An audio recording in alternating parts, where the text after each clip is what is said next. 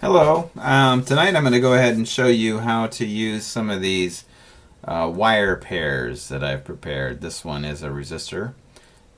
So there's one wire that has no resistor, one wire that does have a resistor. In this case it's a 330 ohm resistor, so it's ideal for LEDs.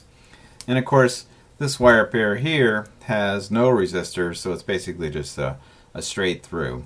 But as a combination, these things are amazingly powerful, and what I'm going to do is introduce the concept of using them and trying to properly install them. It's amazing how easy it is to screw this all up. So pay close attention and hopefully you'll get right through it. So I've got this one bot here hooked up to a USB cable, which by default means it's plugged into my computer, and which by default means that this side here is already powered. Okay, so the inner pins are going to be your signal pins, are connected to the Teensy. The middle row of pins are going to be power supply. They're going to be running 5 volts off the USB, and the outer set of pins are going to be ground. Okay, I don't have any, well, you can't see it from this view, but I don't have any batteries in the battery pack. I can zoom that out a little bit so you can kind of see. Okay, there's no batteries in the battery pack, so we won't have any way of actually powering this side with anything other than the 5 volts. Okay, and let me go ahead and plug in a wire. So using a resistor wire, all right, what I want to do is I want to hook up the red wire to the positive bus, the 5 volts, and the black wire to ground. On the side that's on this side of the board, all right, all these are going to be 5 volts by default hooked up to the USB, and I am, well, actually I should say 5 volts because I also have the jumper set on 5 volts. I could select it at 3.3, but it's set for 5 volts. So I'm going to put the outermost pin, the black wire, to ground on the outermost pin, and I'm going to choose the red wire and set it on the center pin. Okay, so now I have 5 volts. Now I can take this wire right now and I can hook it up to an LED and it should light up. What you want to be careful of is, since the LEDs are trimmed, okay, so they fit nicely into this, you have to be really cautious to make sure you can find the flat. If you can't see it, put on your glasses, get out a magnifying glass, do something. If you hook it up incorrectly, you will likely burn out the LED. Now it's obvious to see on something that's colored, okay, it'll cease working. But something like an infrared, it's almost impossible to see. The other way to look, or be able to tell, is if you look carefully through it, and you won't be able to see on this camera, through the housing, the ground side is hooked up, generally speaking, on the larger triangle side. It looks a little bit like I like to look at it as a toilet seat. Okay, it's going to be the side which is on the flat.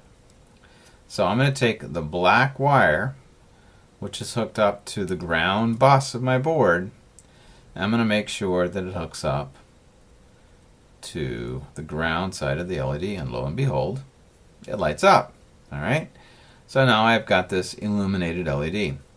Now what I can do is I could move this red wire over to signal, and I'll do this perhaps later, and then I could use this same wire pair to be able to turn on and off the LED electronically or digitally. I could call upon it with a digital write command.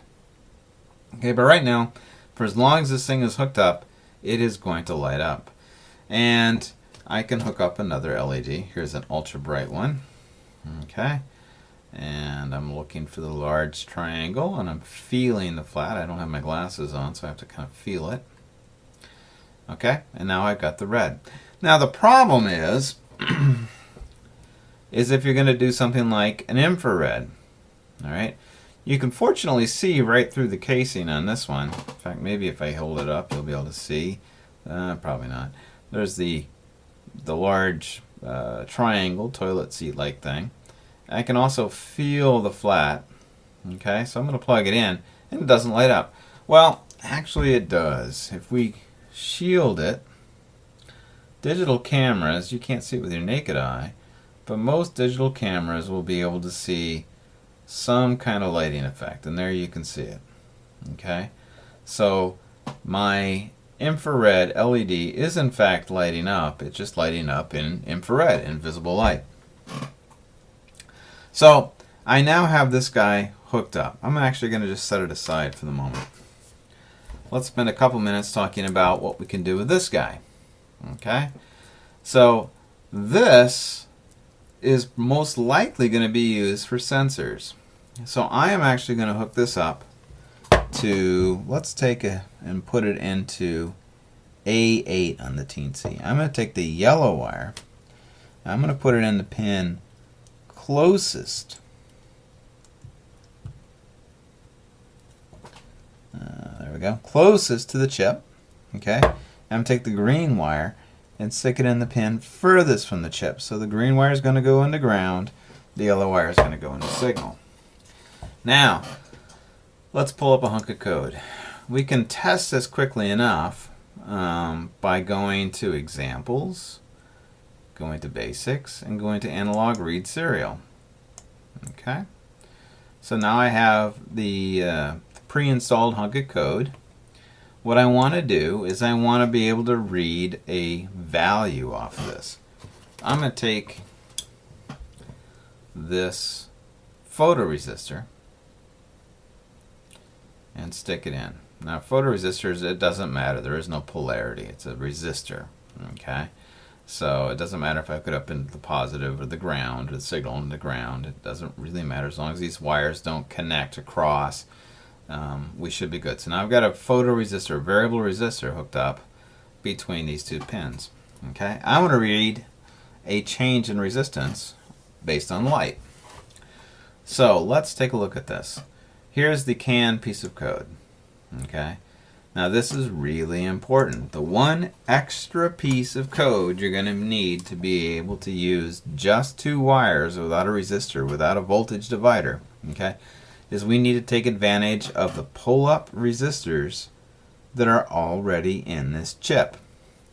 Okay, to do that, we need to do the pin mode command in the setup, and in this case we're using A8. Okay, we're going to make it an input, and this is the important part you have to do. We're going to make it an input pull-up. We're going to activate the pull-up resistor that is in the chip. Okay, so now I have actually, what I've done here, and perhaps I'll draw you a diagram if there's enough time, is I have put a small resistor charging the pin. Okay, so now there's a current going to this pin. If there's nothing hooked up to the pin, there's a current there. If I ask the pin whether it's high or not, it's going to say yes, it's high. It's got voltage going to it. Okay, well now I've got this resistor, a variable resistor, that is hooked up between this pin and ground. Okay, well the electrons are going to be, we've set the pull up to be on, so there's a source of electrons, there's a source of current flowing to the pin, and I have a resistor going on here, and this resistor is variable depending on the amount of light, and it's hooked up to ground. So a bunch of those electrons are going to have an opportunity to escape. They're going to be able to go to ground. Now the amount of them that escape is going to be dependent on the amount of light that's exposed to the resistor. Okay, the more electrons that can escape, the lower the value is going to be on the pin. The greater the number of electrons that can escape, the less electrons that can escape, okay, the higher the value is going to be on the pin. So what we're going to do is we're going to be looking at the number of electrons that can escape through this resistor from this pin. So I've been using the pull-up command. What I've done is I've charged the pin. Now I'm going to go down here. I'm going to change this. We're not going to look at A0. We're going to look at A8. All right. And this 1 millisecond is just kind of crazy. Let's make it more like 100 milliseconds. Okay? And I should check to make sure I'm hooked up to the right. I have a Teensy 3.1. And honestly, I'm not sure if I'm hooked up to pin 5 or pin 6. I didn't check it. I should have. I actually think it's going to be pin 6. Let's see what happens. We'll load it. If it doesn't work, we'll switch it to 5. And hopefully we're going to see a little bar go across here.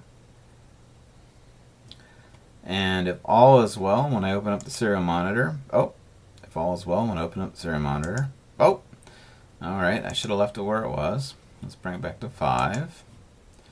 We'll load it.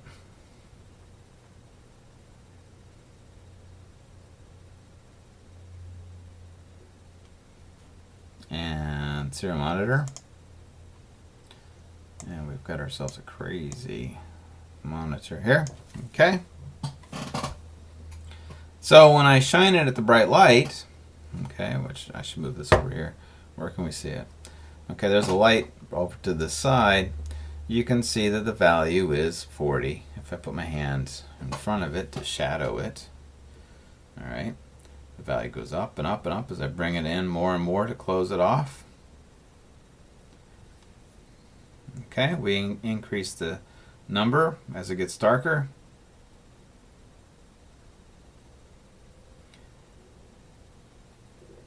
All right.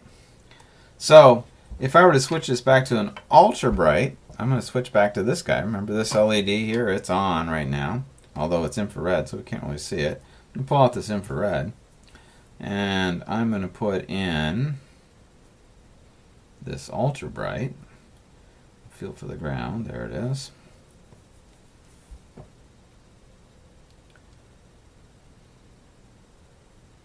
Okay, of course, we really got a lot of ambient light in the room, but pretty clearly you can see if I hold it right up to it, I can get this down to just 10. Whereas if I shield it so we don't get the other light, you can see it's a proportional read depending on the distance of my illuminated source. Okay? So on this next video, I'm going to show you how to take advantage of these two components, the LED illuminated wire, okay, with the resistor, and the pull-up resistor.